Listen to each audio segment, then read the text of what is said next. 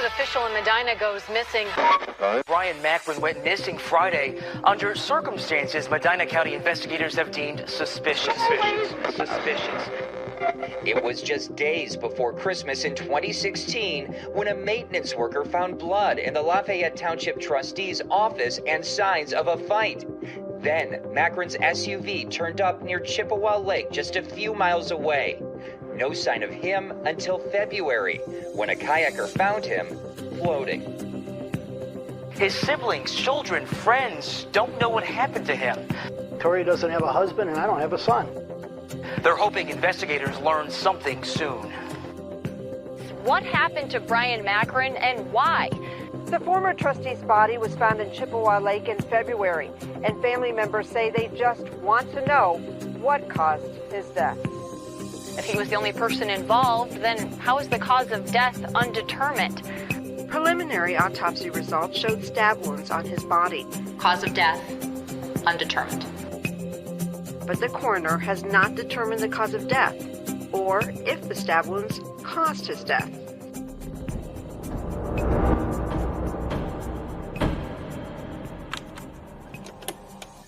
We are back with another episode of the Invisible Ships podcast. Yeah, it's great to be back. Thanks for listening. We're going to jump right back into that Victoria Macron interview in 1 minute, but we just want to touch on some stuff from the last episode real quick. I was really, really glad that we got Brian Popovich on the show. I think he made that episode. When he described the crime scene, when he described the knives, it gave me chills.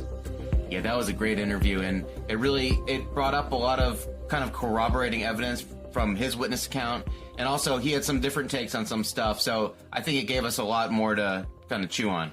Yeah, and you know what? He came to us, he was just listening to the show, and he commented, and we've been finding out so many amazing things from the people that are listening to the show, that are commenting. We haven't been digging in this case as long as everybody else has, or as long as some of you guys have. Web sleuths out there, keep digging. Yeah, Web Sleuths Facebook, the Invisible Ships community. Keep digging, keep giving us these tips. We love to hear when you disagree with us, because we had another one with the drone situation, right? One of the kind of mysteries. Yeah, a great comment from a woman that was listening to the show, and she contacted us, and she put forth a theory that the reason they didn't fly the drone was potentially because the weather was too bad, too chaotic that day. And if you remember from the last episode, Victoria Macron, was explaining with her frustration how the police and the search and rescue people didn't fly a drone. Even though they had people trained to fly drones. Yeah, and a drone. The Medina County Sheriff's Department bought these drones back in 2013, and they were specifically there for search and rescue. So Victoria Macron was talking about how, there's a reason to believe that Bryon might be in that lake at that time, and they should have put the drone out. But this listener was telling us that, her theory was that potentially the weather was too bad, too chaotic to fly the drone. So I did a little bit of research, and I was trying to pin down the weather data from that day. Unfortunately, going back through historical stuff, not all weather stations, or at least that I could find, were available online. So I looked at Cleveland, right? And, it wasn't that crazy. We saw a wind gust between 10 and 13 miles an hour and snow off and on, but it wasn't heavy early in the day. And they found Bryon's car around 8 or 9 a.m. So it would have been time to put it in there. And I was kind of researching too. So these commercial drones, they basically, if you had wind gusts of 10 to 13 miles an hour, you would be able to fly them. There's a rule of thumb with drones, and if we have listeners, Dan, we need to get the people that are listening to the show that know more about meteorology than we do, or more about drones, which is basically like we know nothing about either one of those. So you probably know more than us. Contact us. But I think there's a rule of thumb as far as whatever the top speed of the drone is, you can fly up to like 2/3 in that wind speed, right? So right. And a 10 mile per hour wind day with like snow flurries, that's not a very even remarkable day. These aren't drones from Target. So we if we have any amateur meteorologists or any drone pilots out in our community, we love to hear from you. You can email us at shipsinvisible@gmail.com or hit up our website, invisibleshipspodcast.com. Yep, and we're about to roll the interview. I just wanted to say one other thing too. We got so much awesome feedback from so many people, and we love what you guys are doing. There's stuff I can't talk about right now. We got some back channel stuff that is so exciting. I wish I could share it with you. I just can't yet. It's a little bit too early. But I want to let you know that you guys are helping us get the word out. It's getting noticed, and it's getting noticed in a really, really, really big way that I cannot talk about because there's something in the works. But keep doing what you're doing. Keep sharing it. Keep spreading it. Stay tuned. And as far as back channel stuff goes, one of our listeners has been fantastic. He wants to remain anonymous, and I totally respect that. So we have to give him some kind of handle. I want to do like a Secret Service handle for him. Yeah, and you really put a lot of thought into this, and you came up with some cool options. And I know there was a lot of owl options. Mm-hmm. What were some of those? Owl passenger, innocent owl, different stupid things like that. I had a online Secret Service handle generator, but what do we end up? What are we going to call him? So we ended up with Cohen. Mm. It's just kind of a cool sounding name. It's easy to say, and it comes from an ancient Buddhist word for like a riddle. So it's appropriate. And Cohen, I know you're listening. You're the guy that we've been kind of feeding stuff to, and you've been giving us stuff, and we've been trying out different theories, and you've been checking stuff for us, and maybe opening a big doorway to get some answers. So maybe one day we can get you on the show, obviously under your new Invisible Ship's Secret Service handle. Pseudonym. Yeah, your pseudonym. But anyway, thank you guys. You are all awesome, and you're really helping us because this is about all of us in our community. But now we're going to go into the interview. So if you remember in the last episode, we kind of cut off the Victoria Macron interview to jump into the paint interview. We're going to go back to where we cut from the Victoria Macron interview, and this is good. You're going to hear a little bit more from Paul Hartman on here, too. Yeah, actually, you hear a lot from Paul Hartman, and he's starting to, in this portion of the interview, give us some very valuable insight, and I think you're going to enjoy it. So sit back and listen. Let's roll it.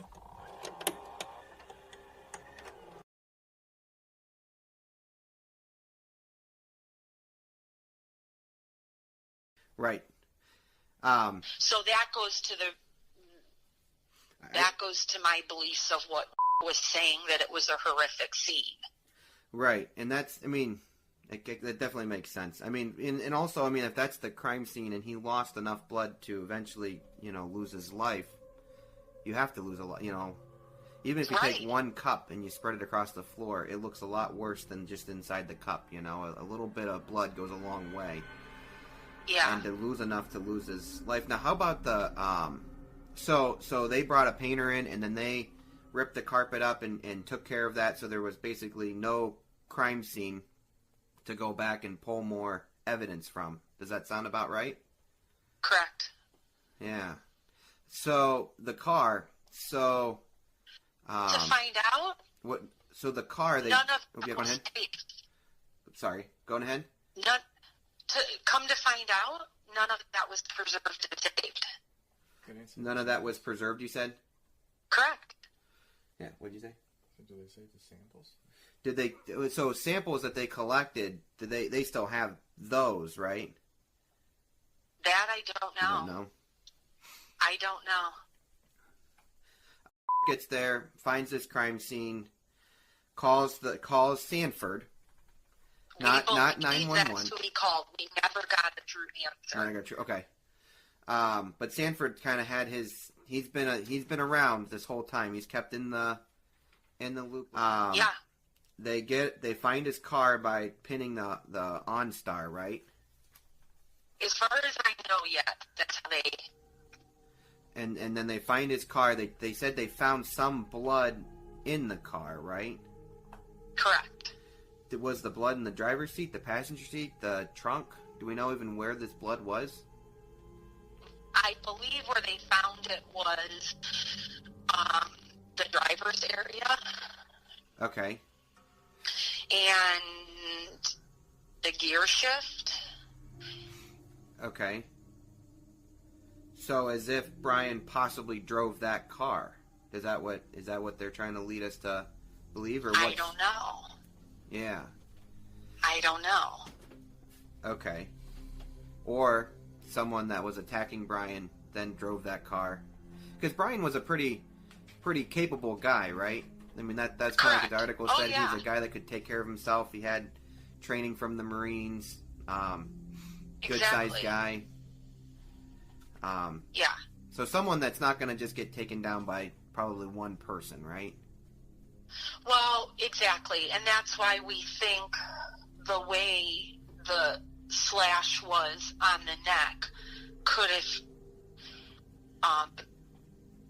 hurt the muscles. Okay. Right? Did we come to that conclusion, Paul? Like the way... Yeah, it appears that the wound at the base of the neck on the right-hand side likely severed the muscle, so that incapacitated the right... His ability to move, to make that movement. Yeah, so maybe like the upper trapezius muscle would have been hit, which would have been a big arm elevator, right? So you wouldn't have been able to really move that arm at that point, right? Is that what you guys are saying? Right. Right. So he gets, but then also just to move Bryon wouldn't have been an easy task at about 290 pounds, would you say? Well, roughly? And here's another thing. Because they never interviewed me, they had all the information incorrect. Okay. Where they got this information, I don't know. It was just hours had taken a picture of him and the county commissioner the night of the party and sent it to me. Because Adam was a former Marine as well, so I don't know why she was really sending me this photo. It was the two of them standing next to each other. And Linda, throughout all of this, has inserted herself, and they've pretty much gone through Linda before they ever came to me. I never gave them the information of his height, his weight, or any clothes that I think he was wearing. Wow. Never asked me the entire time. Wow. Okay. Never.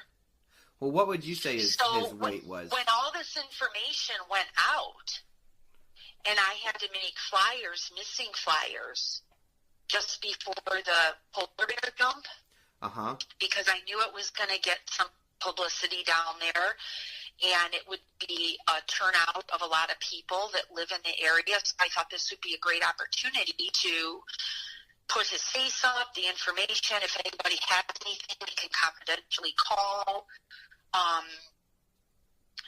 And I started, when I want those flyers to go out, I want all the information to be correct. So now I'm starting to look at this information that's being released, and I'm like, wait a minute. He doesn't weigh 290. He didn't, because the quarter zip sweatshirt that they said was on him is on our chair upstairs. Oh, geez. In our bedroom. Okay. So that somebody is giving information that is incorrect. And it wasn't, I never gave any of the information. They never even came to me and asked. And if they, whoever they got it from, they should have up with going to your driver's license even. That would be a bit more accurate. Even if they didn't ask it from me, wouldn't you go to a driver's license or some sort of valid ID? Yeah, sitting here right now, that's what I would have thought they would have pulled it from, would have been, from his driver's license. But that wasn't what was on his driver's license either? Well, his driver's license was more accurate.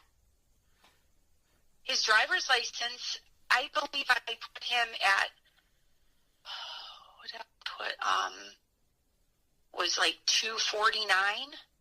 Wow, so 40 pounds. That's a... Yes, and they had him at 6'1".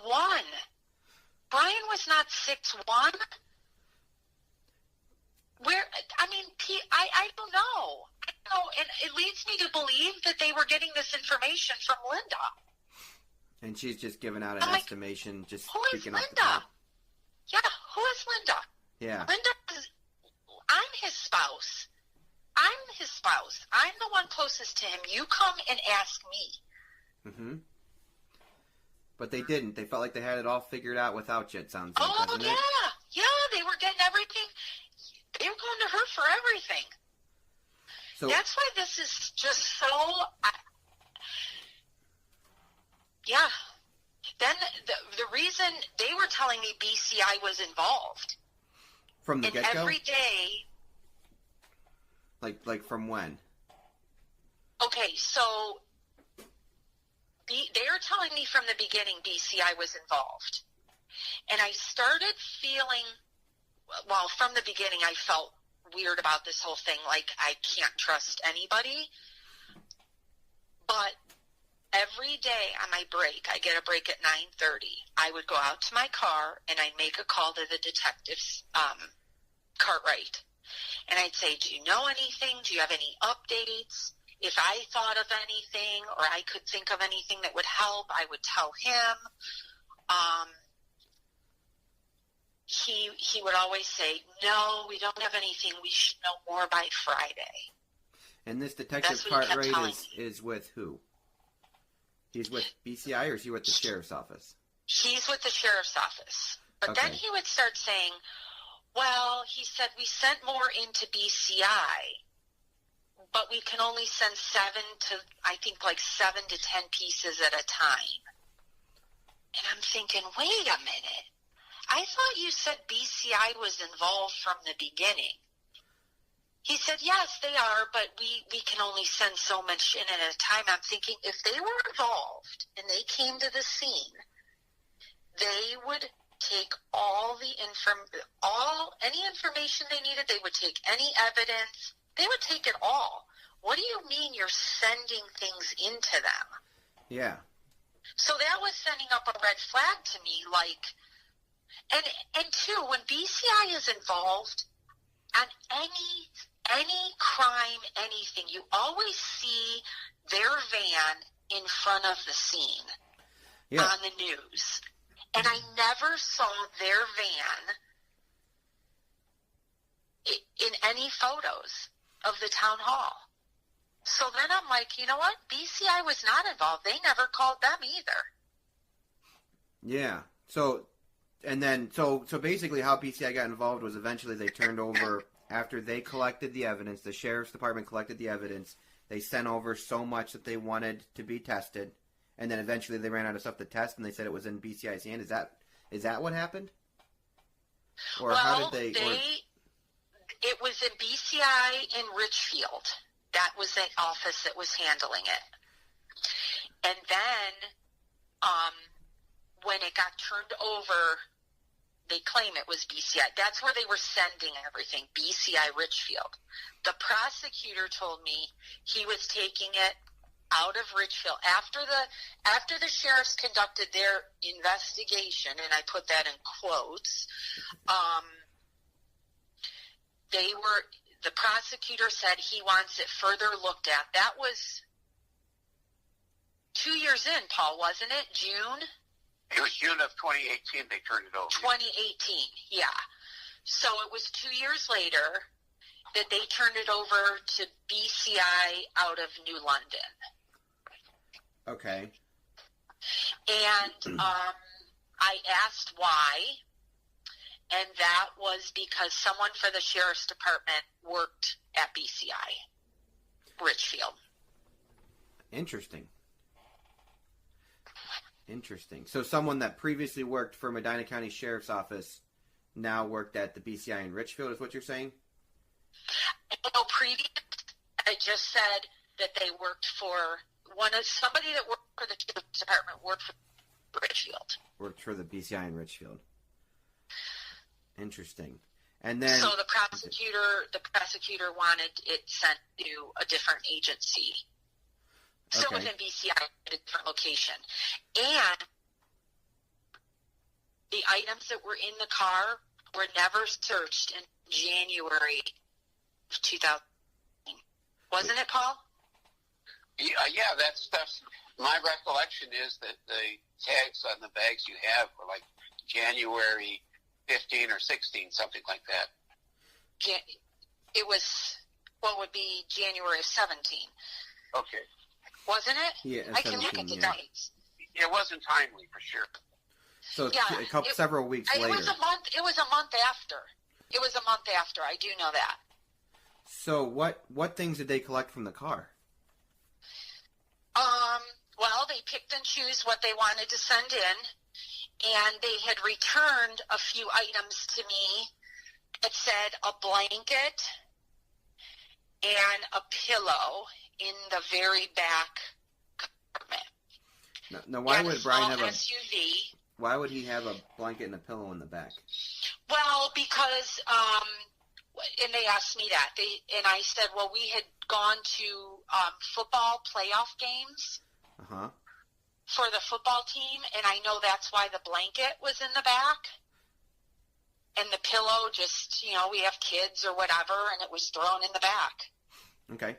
So, but the blanket that was in the back, the blanket and the pillow, they returned to me in separate bags. They only released a couple items to me. I don't have any clothes or I don't have anything like that. It was the blanket, the pillow, and a couple other things they found in the car. Well, the bottom line here is that we don't know what they took out of the car. Yeah, we really don't. Yeah, and they might have searched it before they even had the proper authority to search it, it sounds like. I believe that's probably true. Yes. Okay, just like they were in your house before they... I would venture to guess, because we asked them for copies of search warrants, and they never provided anything. They should have had a search warrant to search the car. They obviously did not. Uh-huh. Interesting. Well, and that's goes back to that my feelings on a shoddy investigation from day one when Stanford came here and wants to write down the serial number of his phone from the copy that they gave me. Yeah. Right. And I'm thinking, you should already have this. Why are you doing? What are you doing? Do you not remember when we asked them expressly for copies of any search warrants? Yes. In fact, I think Dick did that, and we got absolutely nothing back. There are no search warrants. Yeah. Interesting. Yeah, I don't believe there is. And here's what, and let me tell you what the value of that is. That is that evidence then admissible in court if it's seeked without a warrant? Right. Yeah. Right. Mm-hmm. So again, if they've got something of some value, is it going to be admissible because they did not obtain a warrant and was seized unlawfully? Yeah. Correct. So kind of like the question that we keep going back and forth with is the sheriff, was the sheriff involved in this, or is the sheriff, covering it up, or are they just that bad at the investigation? Right. And, where does it lie? Do you have any comment on that at all? Oh, I'm sure the Victoria's got plenty about that. Yeah. Like I said, from day one, there started to be a trust factor where I started my own spiral notebooks. Okay. And I was writing down. At one time, Linda Bowers, I was taking my daughter down to check her into Ohio State, and this was just after the Christmas holiday. So Alex was going to be checking in now to Ohio State, and she had called me, and she said, hey, I have somebody that has trained, search dogs that they offered that they can go out and do a search around, the town hall and down by Chippewa. And I said, oh, okay, well, when? And she's like, well, listen, we're not going to tell the sheriff's department. I'm just going to have them do it. And I said, well, when? And she said, well, it'll be on Sunday. And I'm like, oh. I said, Linda, I have to take Alex down to school. I have to check her into her dorm. Oh, that's okay. She said, don't worry about it. I'll take care of it all.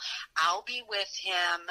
We'll go through and whatever, we'll keep in touch with you through the day. And I'm like, oh, my God, I wanted to be there. Yeah. And she's like, no, your daughter needs you. Just go be with your daughter. It's okay. So she said, but he needs some clothes of Bryan's, like anything that would have Bryan's scent on it. So I said, okay, I could probably find stuff. She said, and bring a pair of like his tennis shoes. So I gathered up what I had, what I thought would still have a scent on it, and I put it in a bag. And she says, you know, drop it off to my house. And I'm thinking, you know what? I'm going to call, like, I didn't tell her this, but I'm like, she's always involved. Always involved. And I thought, you know what? I'm going to call him direct, and I'm going to take it to him. Yeah. So I did. She gave me his name, and she messaged me that morning, and she said, clothes. And I messaged her, and I said, oh, I've already dropped them off. Oh, okay. So when I dropped them off to the gentleman that lives off Ryan Road to do the search, he has Newfoundland dogs that he has, and he's a dog trainer. But he said, you know, he could possibly pick up a scent, whatever, with his dogs. So I dropped them off, and I said, listen, Marty, I said, I want to be updated through the entire day. You need to let me know. You need to let me know if you find anything. Please keep in touch with me. He said, oh, yes, I will. And I said, okay, I'm going to, you know, I told him I'll be at Ohio State with my daughter. I'm in, you know, my phone's on, whatever you need. I don't hear anything. I don't hear anything all day. I get home from Ohio State. I call him. I said, what happened? Why didn't you call me? He said, Linda was the conduit. Everything went through her. Whoa. So Linda said not to call you, basically. Yeah. Interesting. He said, I'm so sorry. He goes, Linda was the conduit. Everything went through her. Now let me break in here if I can for a moment. And there was an issue about the competence of this sheriff's department, which is like on a scale of 1 to 10 minus 5. Yes. But yeah, there was evidence recovered from a dumpster in the vicinity of the town hall. It was at the fire. They recovered. Now remember, there was a bloody scene. They recovered a knife, a bag of receipts and business cards, and some bloody towels. Now, and gloves. Right, and gloves. And so, would you, not being a criminal investigator, would you not think there might be some connection between a bloody scene and a knife? Yeah, and I read that in your blog a little bit. So yeah, elaborate on that. They threw it away. They threw it all away. And they don't even have it. How did you know about it? How did you know it was there? Who told us? It was somebody had thrown it out in the. I'll tell you how you found out. It was during one of those conversations with these buffoons at the sheriff's office. They disclosed that to you. Yeah, they found it in a cruiser. Didn't they say they found it in a cruiser? Right. And they took it from the cruiser and threw it in the trash at the fire station. And the fire station took the garbage and dumped it in the dumpster. And they found it in the dumpster. So the fire department found it in the dumpster, or? The investigators then went and found it in the dumpster, the sheriff's department. But they said it originally came from a cruiser. Wow. And it was in the town hall, or not the town hall, the fire station garbage can. Yeah, that garbage can was taken from them. The fire station took it from the garbage and threw it in the big dumpster, like to take it out for the trash. And so they recovered it, or they found it, right? But then they decided it wasn't evidence and just threw it away, basically? Is that kind of like their conclusion? That's correct. Because yes. We have since made inquiry and from the BCI agent, and it's not on hand, so they pitched it. So, wow. Brilliance, right? Really? They said they determined it didn't have anything to do with it. Just like they determined Bryon left to go surfing in California. Yeah. They told me he ran away. Jeez. He ran away. When did they tell you that? It's just curious. Very early on. That they think, because that came out in the article pretty early on, I think, that they thought maybe Yeah, it was very early on. Came and they said, well, we believe he ran away. Wow, with all that blood in the office. Okay, he ran away. When you have a situation where your loved one is missing and you can go down this road and you can believe that either he ran away or it's this road and it's not where you want to go. Yeah. Which would be death.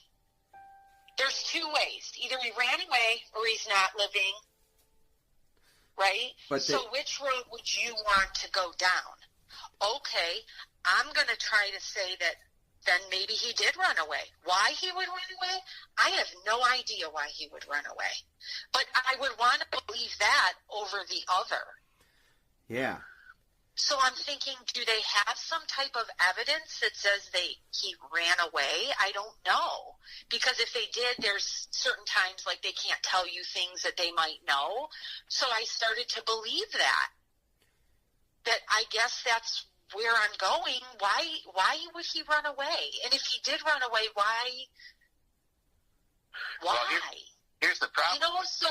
Yeah. Well, the problem is you have a bloody scene. His phone is recovered, and as is his car. So what is the means and the opportunity to run away? Right. It isn't that. Not that. Well, exactly. But if you have to believe one thing, because running away means I'll see him again.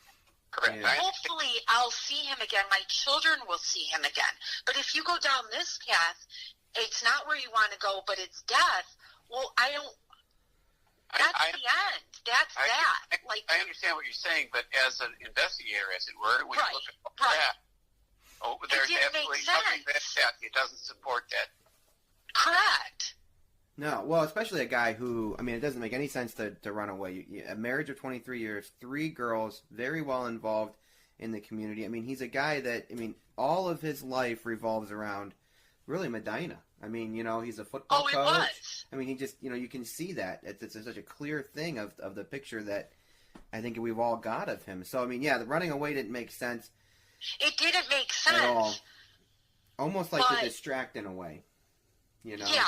And they immediately bring up that Hinckley, where the police officer went missing and this car was at up at Lake Erie. Oh, yeah.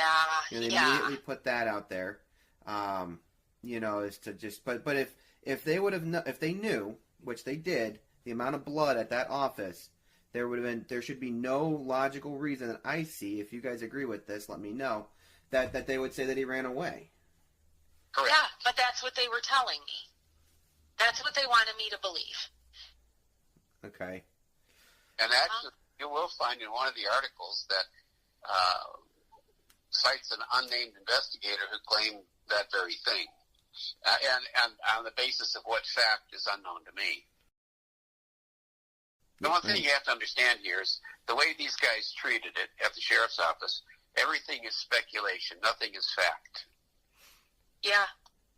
Okay. You know? So sheriff's there office... were times even Senator gave me his direct cell phone number. He's like, if you ever need anything, you just call me. I'll be able to pick up the phone. Let me know. I called him. He never picked up the phone. He said to me at one point, he says, you know, if Bryon ran away, he goes, I'm really a good friend of his. He goes, he would be the first to call me. Yeah. He goes, he doesn't have his phone. Right. How's he going to call you? And most people don't know your cell phone. It's on auto dial. Yeah.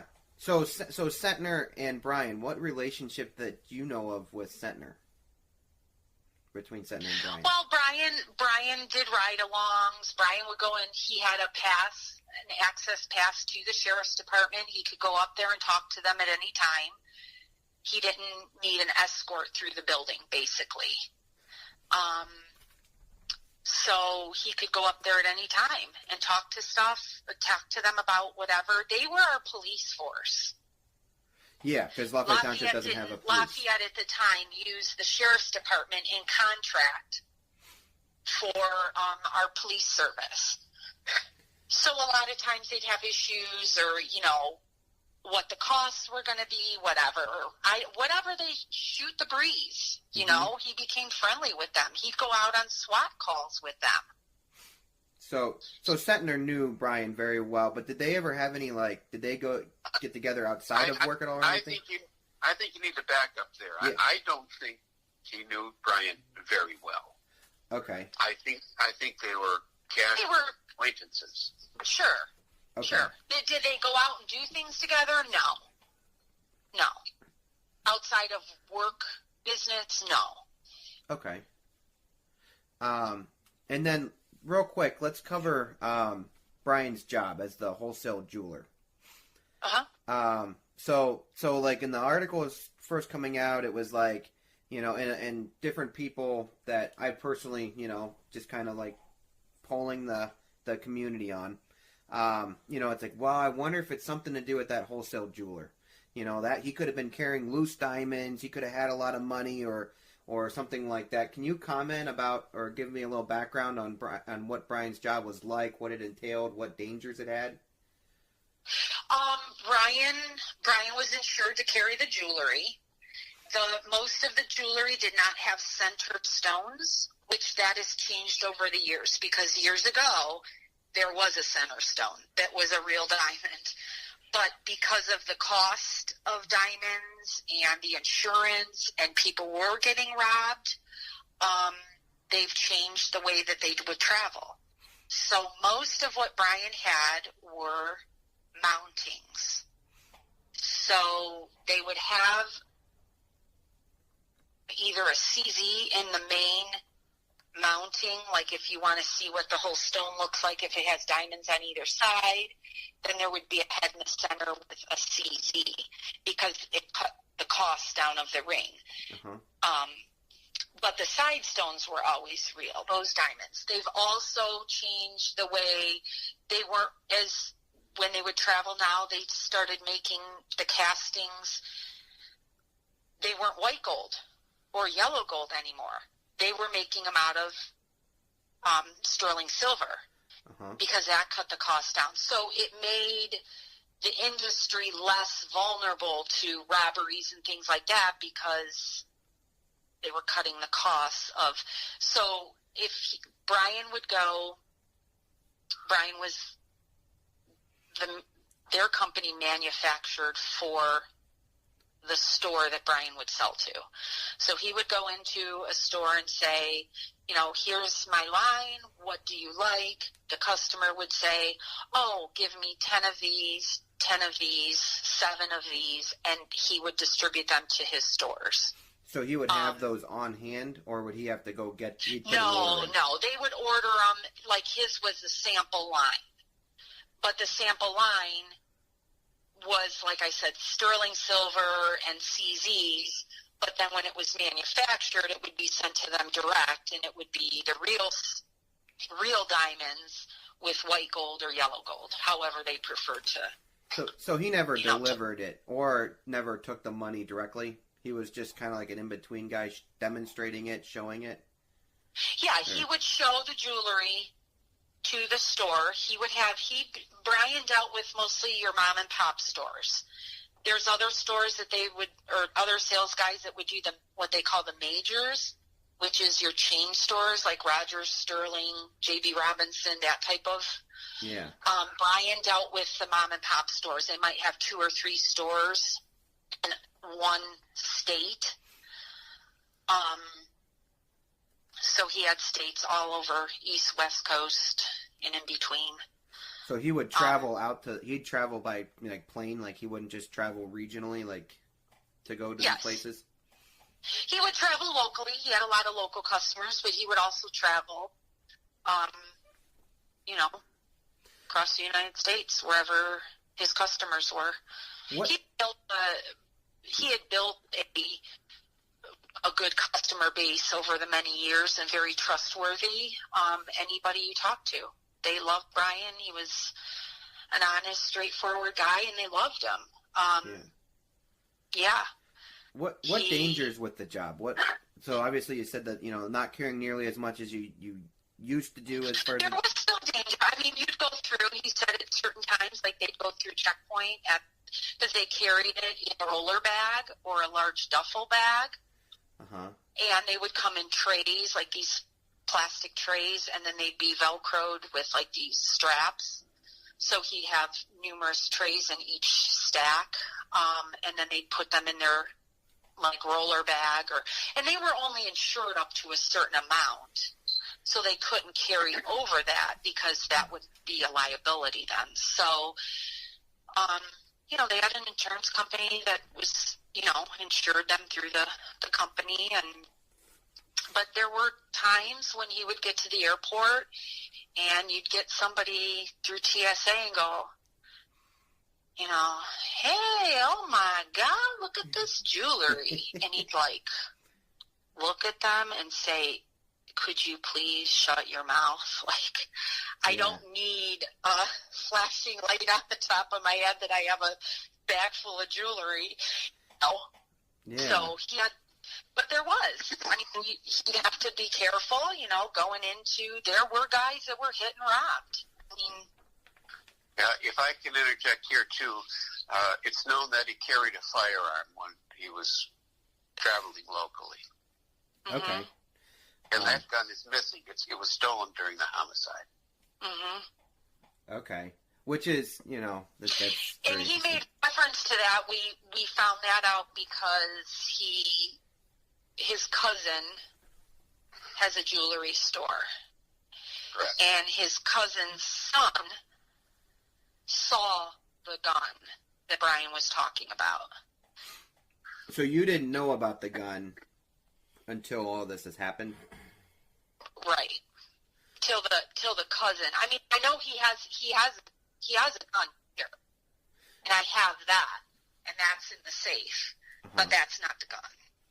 But he had a different gun. Then your cousin or your cousin's My cousin, his cousin's son. Saw a different gun that you do not have. Saw a gun that, and I found that out from his cousin when I saw him saying, he came to the store once and said, hey, did you see this gun I have? Okay. So I don't know where that is. Interesting. And it's interesting they would take that whenever, there was no, obviously, gunshot wounds or anything. Well, I think that he kept the gun in a green travel bag in the car, and that is missing. So I don't have that green travel bag. So they stole it, is the bottom line. So that gun is missing, and we know it's not locked up in evidence somewhere, right? Well, we don't know that, and the problem is we've not been, they don't have it at the sheriff's office, you can be sure of that. But the reality is that I've been trying to find the serial number because that gun could have easily been picked up by the police and sitting in an evidence room even now, which of course is a good lead to the homicide. But I can't, so far, have not been able to identify the serial number. Okay. So possibly Bryon bought this and it wasn't registered, is that what you're saying? Well, if he bought it, it was a Glock. We know that. It was a semi-automatic pistol. So I went to the manufacturer and said, and inquired as to whether or not he had registered the firearm with the company, which is an option. But their records indicate that he did not. So that potentially means that he purchased it. Either he didn't fill out the registration card or he purchased it from another person. Right. In which case there would be no firearms records at all. So that's kind of where we're at there. Sadly. Okay. So jewelry business doesn't seem to be a likely lead possibly to the cause of his death? No, that wasn't even... No, because he had the jewelry here at the house in his trays. I believe it was in the vault, or in front of the vault, but they never came for a month after to pick it up. They weren't worried about it. Okay. So he had no jewelry in the car? No, not that I'm aware of. Mm-mm. Ted Bundy murdered my dad's friend's sister in 1974 while on his reign of terror in Utah. At least, Bundy admitted to killing her just before his execution, but police were never able to locate her body. That's the topic of just one episode on Straight Up Enigmas, a podcast to explore the unexplained. We discuss the mysterious deaths of the Jameson family, share terrifying true stories from real people about sleep paralysis, and explore Cleopatra's missing tomb. I'm Jaden McKell, and I'm the host of Straight Up Enigmas. Our bite-sized bi-weekly episodes focus on the world's strangest mysteries, sacred and sonic geometry, the murder of Karen Silkwood, Turkmenistan's door to hell, the curse of the omen, and much more. Listen and subscribe at Apple Podcasts or wherever you find podcasts. All right, well, that's going to do it for our episode today. Next episode, we're going to jump right back in. We're really kind of getting into the meat of these interviews, and there's a lot coming out. Yeah, I think that in this, what we just heard, Paul Hartman may have given another motive for the Bryon Macron murder. I mean, when they're talking about illegal gun dealings, or at least allegedly guns being distributed illegally, it's just another angle to a case that's built out of angles. Yeah, we're definitely not lacking for any kind of motives. Real quick piece of housekeeping. I know at the end of the last episode we said we might be featuring a surprise interview. That's still coming down the road, we hope. But due to some scheduling things, we haven't been able to record it yet. So stay tuned to that. And be sure to check out our website at invisibleshipspodcast.com. Right now we have a poll up and we want to hear from you. Yeah, it's really cool to see the comments that people are leaving on this poll, so check it out. Yeah, please leave us a rating and subscribe on iTunes. That tells the algorithm to let other people know about our show and hopefully build our community even more. All right, so we'll see y'all next time.